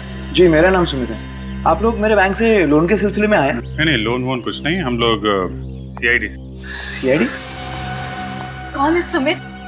कोई नहीं, तुम बिस्तर से उठ के क्यों आ गई? डॉक्टर ने तुम्हें आराम करने के लिए कहा है। पानी चाहिए था। तो मुझे बुला लिया होता ना, मैं दे देता। चलो आराम करो, चलो चलो। हाँ संभल के जाओ, आराम करो। सॉरी, दरअसल मेरी वाइफ की तबीयत कुछ ठीक नहीं है। क्या हुआ है? कुछ खास बीमारी नहीं है, आयरन की कमी है, इसलिए थोड़ी कमजोरी है। डॉक्टर ने दवाई दी है, कुछ ही दिनों में ठीक हो जाएंगी। लेकिन सर सीआईडी वाले यहाँ तो सब ठीक है। मिस्टर सुमित, कुछ हफ्तों पहले एक राहुल कुमार ने आपके घर में डॉक्यूमेंट्री शूट की थी, ये पता लगाने के लिए कि आपके घर में आत्माएं हैं या नहीं। ओह, उस डॉक्यूमेंट्री के सिलसिले में आप लोग यहाँ आए हैं? जी हाँ, हम आपको बता दें कि मिस्टर राहुल का खून हो गया है। What? राहुल का खून हो गया? कैसे, किसने किया ये सब? बस उसी की इंक्वायरी चल रही है, उसी का पता लगा रहे हैं हम लोग। मिस्टर सुमित, आप काफी पढ़े लिखे आदमी हैं, फिर भी आप भूत प्रेत पे यकीन करते हैं? सर किसी के पढ़े लिखे होने या ना होने से कोई फर्क नहीं पड़ता। वैसे मुझे पूरा विश्वास है कि आत्माएं नहीं होती, इसलिए तो राहुल को बुलाया था यहाँ, ताकि वो इस घर को शूट करे और उदिता का वहम दूर हो। वहम? कैसा वहम? उदिता को अक्सर इस घर में अकेले में आवाजें सुनाई देती हैं और उसे लगता है कि इस घर में कोई आत्मा है जो डेरा डाले बैठी है। तो इसलिए आपने राहुल से कहा कि यहाँ आकर शूटिंग करे और पता लगाए यहाँ आत्मा है या नहीं। एग्जैक्टली। और जैसा कि मेरा विश्वास था, इस घर में कोई आत्मा नहीं निकली। मिस्टर सुमित, आपको एतराज ना हो तो हम आपके घर की तलाशी ले सकते हैं? सर दरअसल मेरी एक इम्पोर्टेंट मीटिंग है, मैं ऑलरेडी लेट हो चुका हूँ। इफ यू डोंट माइंड, ये तलाशी आप फिर किसी दिन ले सकते हैं? नहीं, बस 5-10 मिनट लगेंगे। सर एक रिक्वेस्ट है, जैसा कि मैंने आपको बताया, मेरी पत्नी की तबीयत ठीक नहीं है, उसे कोई परेशानी ना हो। नहीं, उसका ध्यान रखेंगे हम लोग।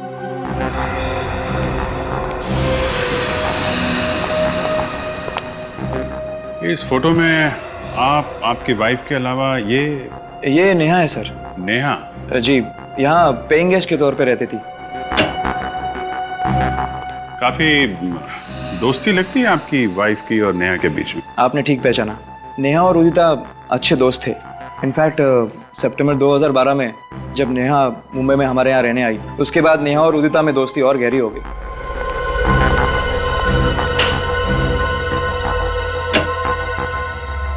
वैसे सर आपको किस चीज की तलाश है? कोई ऐसा सुराग जिससे इस केस की तह तक हम लोग पहुंच सकें। लेकिन सर आपको ऐसा क्यों लग रहा है कि वो सुराग मेरे घर पे मिलेगा? नहीं, जिन घरों में राहुल ने शूटिंग की है, हम सब जगह जा रहे हैं। सिर्फ आपके घर में नहीं है, सभी जगहों पे जा रहे हैं हम लोग।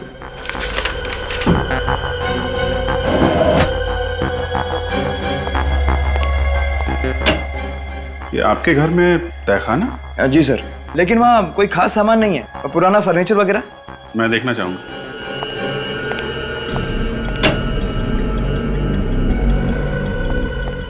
सर तहखाना काफी दिनों से साफ नहीं किया है, मकड़ी के जाले वगैरह होंगे, आपके कपड़े गंदे हो जाएंगे। कपड़ों की चिंता मत कीजिए, आप जरा लाइट जलाइए। जी।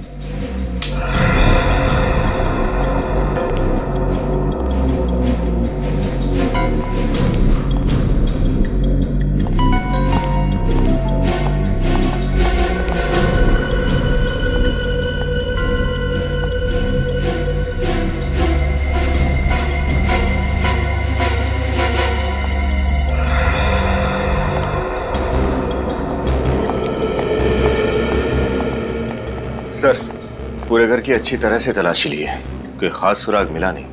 मैंने कहा था ना सर, आपकी मतलब कि कोई चीज़ यहाँ नहीं मिलेगी। ठीक है सुमित जी, अभी तो हम लोग जा रहे हैं, लेकिन जरूरत पड़ी तो आपको दोबारा परेशान करेंगे। सर, आप बेवजह हम पर शक कर रहे हैं। हमने राहुल का खून नहीं किया।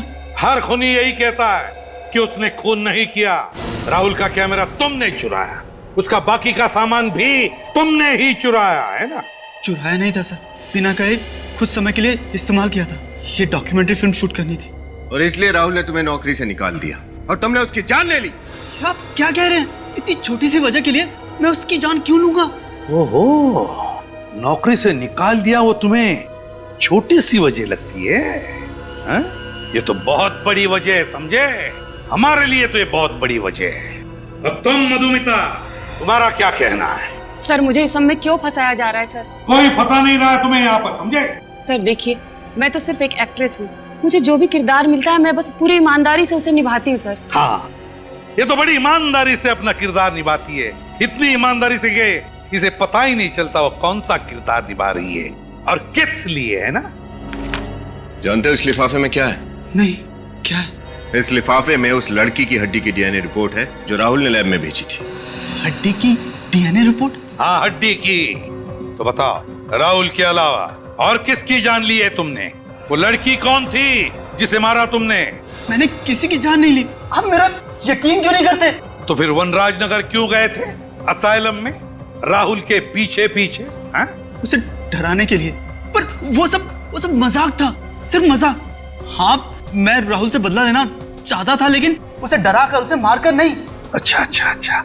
और डराने के लिए तुम मधुमिता को लेकर गए थे ना, नर्स की आत्मा बनाकर, है ना? नर्स की आत्मा? हाँ, नर्स की आत्मा। बिल्कुल नहीं सर, महेश के साथ इससे पहले मैंने सिर्फ एक ही बार शूटिंग की थी और उसमें मैं नर्स नहीं बनी थी सर। हाँ सर, वहाँ मैं अकेले ही गया था, मेरे साथ कोई नहीं था। अकेले गया था? मतलब कि वो परछाई नहीं थी, वो आत्मा असली थी सर। पंकज, अगर तुम अकेले गए थे तो फिर तुम कहाँ थे 25 फरवरी की रात को? बताओ। मैं अपनी सहेली की शादी में गई थी सर। आप चाहे तो निशा से पूछ सकते हैं। वो तो हम पूछ ही लेंगे, पूरी पूछताछ करेंगे हम तुम दोनों के बारे में। फिलहाल तो तुम्हें जाने दे रहा हूं मैं, लेकिन एक बात याद रखना, अगर जरूरत पड़े तो तुम दोनों को फिर से आना पड़ेगा यहाँ पर, समझे? जा सकते हो। Thank you sir.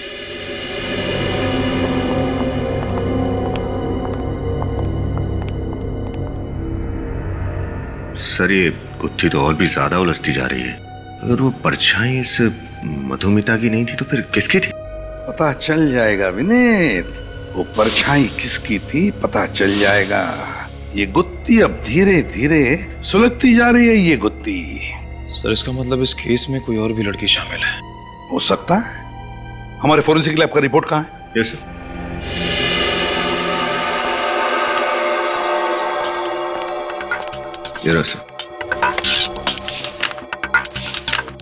ये देखो, साळुंखे का रिपोर्ट। हड्डी पर जिंक ऑक्साइड के ट्रेसेस मिले थे। जिंक ऑक्साइड तो रैट पॉइजन में, चूहे मारने की दवाओं में इस्तेमाल किया जाता है। जरा याद करके बताओ, जब तुम लोग उन 4 घरों में पूछताछ करने के लिए गए थे जहां पर राहुल ने अपनी डॉक्यूमेंट्री की शूटिंग की थी, तो वहां पर तुम्हें कोई रैट पॉइजन दिखा? जरा याद करो अच्छी तरह से। चूहे मारने की दवाई याद है सर। ये सुमित और उदिता के घर के तहखाने में मैंने एक चूहेदानी देखी थी। चूहेदानी थी सुमित और उदिता के घर में? अगर चूहादानी है तो चूहे मारने की दवाई भी होगी। ये सुमित और उदिता जरूर कुछ न कुछ छुपा रहे हैं हमसे। सुमित और उदिता के इंटरव्यू में एक बात गौर करने वाली है सचिन। वो कैसे? जैसे उदिता ने नेहा का नाम लिया, सुमित परेशान हो गया। सर, लगा तो मुझे भी ऐसा ही था, लेकिन ये नेहा तो उदिता की सहेली है ना, उसके घर पे रहने के लिए गई थी, तो फिर सुमित उसे लेके परेशान क्यों होगा? कुछ तो है सचिन जो ठीक नहीं है। ये नेहा इनके घर रहने आई थी और फिर अचानक गायब हो गई। हाँ सर, कुछ तो ऐसा है जो अब तक हमें पता नहीं चला है। उदिता ने अपने इंटरव्यू में भी ये नेहा कहाँ रहती है बताया था ना? CP colony Pune. पुणे। अब वहाँ नेहा के घर चलकर पता चलेगा कि माजरा क्या है। हाँ, आ रही हूँ।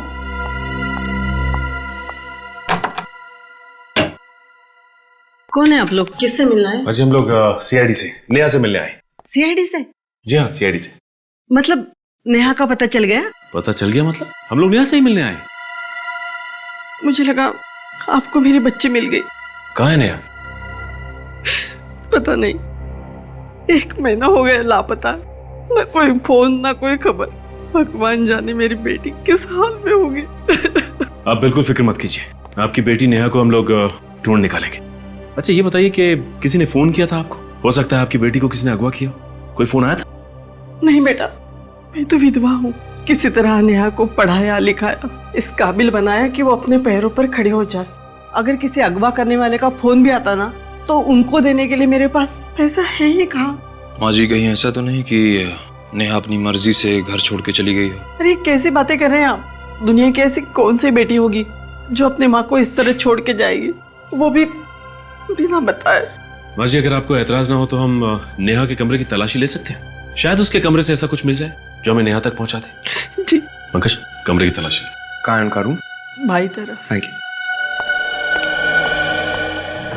अच्छा माँ जी ये बताइए कि नेहा से आपने आखिरी बार कब बात की थी? 19 जनवरी को, जिस दिन नेहा वापस आने वाली थी। सुबह उसका फोन भी आया था, कह रही थी 12 बजे की बस से आएगी, लेकिन वो आई नहीं। आपको क्या लगता है नेहा किसी बात को लेके परेशान थी, चिंतित थी? नेहा ने खुद तो अपनी परेशानी के बारे में कभी नहीं बताया, लेकिन माँ हूँ उसकी तो। आपको क्या लगता है किस बात को लेके नेहा परेशान थी? क्या वजह थी उसकी परेशानी की? बेटा नेहा बड़े बड़े सपने लेकर मुंबई शहर गई थी। उसमें कुछ बन दिखाने का हौसला था, इसलिए जब उसने कहा कि वो हमेशा हमेशा के लिए वापस आ रही है, तभी मैं समझ गई थी कि जरूर कुछ हुआ है जिसकी वजह से मेरी बेटी की सोच अचानक इस तरह बदल जाएगी।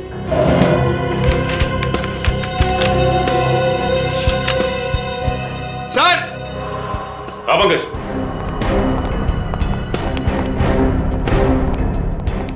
सर यहाँ गौर कीजिए, सुमित ने नेहा के लिए एक बर्थडे कार्ड भेजा था। To my beloved Neha, happy birthday 16th July from Sumit. इस पे तो 16th जुलाई की डेट डली है। उस वक्त तो नेहा उदिता और सुमित के यहाँ रहने भी नहीं गई थी। मतलब सर सुमित और नेहा एक दूसरे को पहले से ही जानते थे और शायद इनके बीच। हाँ निखिल, इस कार्ड को पढ़ के तो यही लगता है कि उन दोनों के बीच कोई ना कोई चक्कर तो जरूर था। सर उस हड्डी की फोरेंसिक रिपोर्ट जो हमें उस बुजुर्ग आदमी के घर पे मिली थी, वो नेहा की तो है। हो सकता है।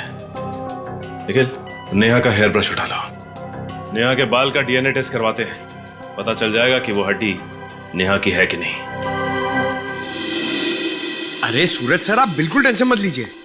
हाँ अपना प्लान एकदम परफेक्ट चल रहा है।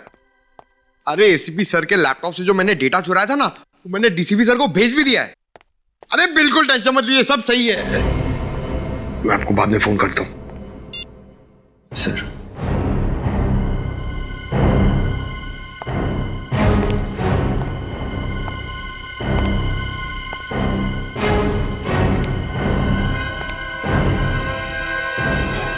तुम एक सीआईडी ऑफिसर हो, एक सीआईडी ऑफिसर, समझे? और सीआईडी ऑफिसर वही काम करता है जो अपने देश के या फिर समाज के हित में होता है। सर मैं समाज के लिए सोचता हूं सर। बस या अपने आप से कहो या फिर उनसे कहो जिनके लिए तुम ये सब कर रहे हो। पूछो अपने से कि क्या तुम वही काम कर रहे हो जो अपने देश के हित में है, या फिर इसके पीछे कोई और साजिश है? सर। हाँ सर नेहा के बाल की डीएनए रिपोर्ट आ गई सर। क्या पता चला? सर नेहा के बाल का डीएनए और वो हड्डी जो राहुल ने भेजी थी उसका डीएनए दोनों मैच हो गए सर। दोनों मैच हो गए? मतलब नेहा का खून हो चुका है। और जो सुमित के ऑफिस से पता चला है कि सुमित अक्सर काम के सिलसिले में पुणे जाया करता था और शायद वहीं पे उसकी नेहा के साथ दोस्ती और गहरी हो गई। तो फिर हुआ ये होगा कि नेहा पीछे पड़ी होगी सुमित के, मुझसे शादी करो, मुझसे शादी करो। और फिर उससे छुटकारा पाने के लिए सुमित ने नेहा को खत्म कर दिया। सुमित, इस सुमित के नाटक से पर्दा हटाने का वक्त आ गया है।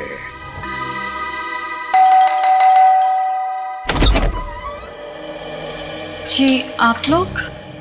आप कहीं जॉगिंग वॉगिंग पे जा रही हैं क्या उदिता जी? जी नहीं, बस ऐसे ही टहलने जा रही थी। अच्छा, सुमित कहाँ है, जरा बुलाइए। सुमित तो घर पर नहीं है। कहीं आप झूठ तो नहीं बोल रही? भला मैं आप लोगों से झूठ क्यों बोलूंगी, पर आप लोग सुमित को क्यों ढूंढ रहे हैं? बहुत जल्द पता चल जाएगा। श्रेया, विनीत, अच्छी तरीके से घर की तलाशी लो। लेकिन अरे आप लोग पहले इस घर की तलाशी ले चुके हैं, तो अभी दोबारा?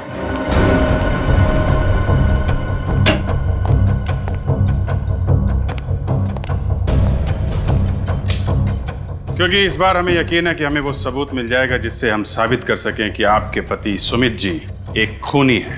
क्या? सुमित और खूनी? ये सब आप क्या कह रहे हैं? आपको याद है नेहा गायब हो चुकी है? हाँ मुझे पता है, मगर सुमित का इन चीजों से क्या लेना देना है?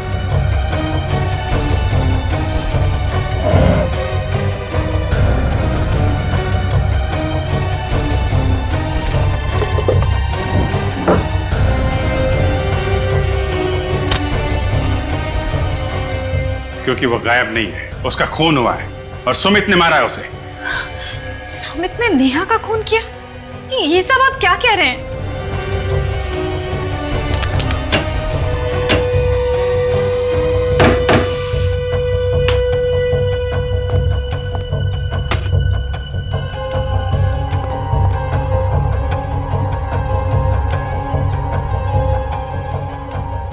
मेरे पति किसी का खून नहीं कर सकते। सर।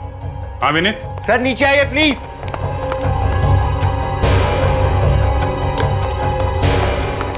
हाँ विनीत। सर ये देखिए सर।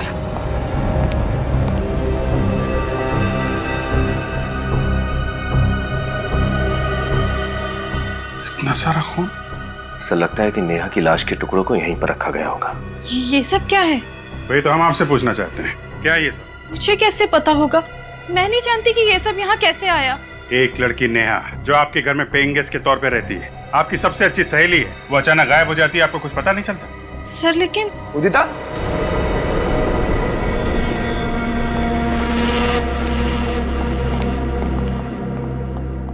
उदिता, अरे आइए आइए सुमित जी, आपका इंतजार कर रहे थे हम लोग। आप लोग फिर से? बस आखिरी बार आपके घर पे, इसके बाद तो जेल में ही मुलाकात होगी आपसे। जेल में?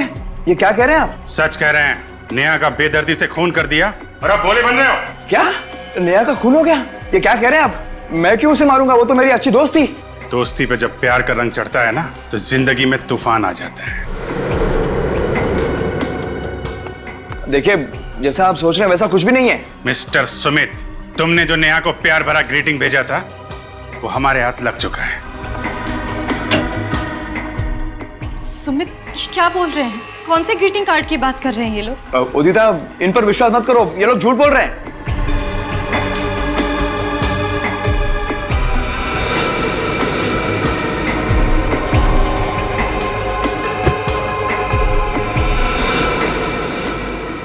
अगर ये लोग झूठ बोल रहे हैं तो तुम्हारे पसीने क्यों छूट रहे हैं? सर ये देखिए, अंदर से ये नर्स के कपड़े मिले। नर्स के कपड़े? ना तो ये नर्स है और ना ही आप नर्स हैं सुमित जी, तो फिर ये नर्स के कपड़े कौन पहनता है? भूल गए विनीत, राहुल के खूनी ने भी नर्स के कपड़े पहने हुए थे। सर और तो और ये मार्शल आर्ट्स के कपड़े भी मिले हैं, ब्लैक बेल्ट के साथ। ओह, तो आप मार्शल आर्ट भी जानते हैं? नहीं नहीं सर, मैं मार्शल आर्ट नहीं जानता, वो तो उदिता जानती है। उदिता जी, आप मार्शल आर्ट जानती हैं? और एक मार्शल आर्ट जानने वाला ही राहुल की इतनी बेदर्दी से गर्दन मरोड़ सकता था। उदिता, रुको!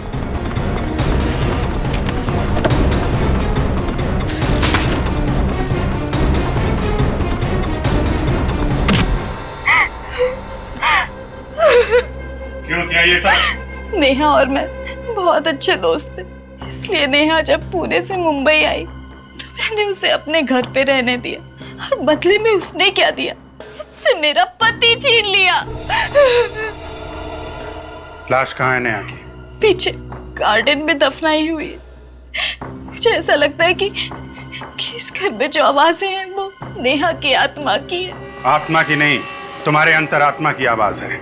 तुम्हारा गिल्ट, आत्मग्लानि तुम्हें तब तक परेशान करते रहेंगे जब तक तुम्हारे किए की सजा तुम्हें नहीं मिल जाती। शायद फांसी होगी तुम्हें। इस तरह के और भी एपिसोड देखने के लिए हमारे चैनल को सब्सक्राइब करें और बेल आइकन दबाना ना भूलें।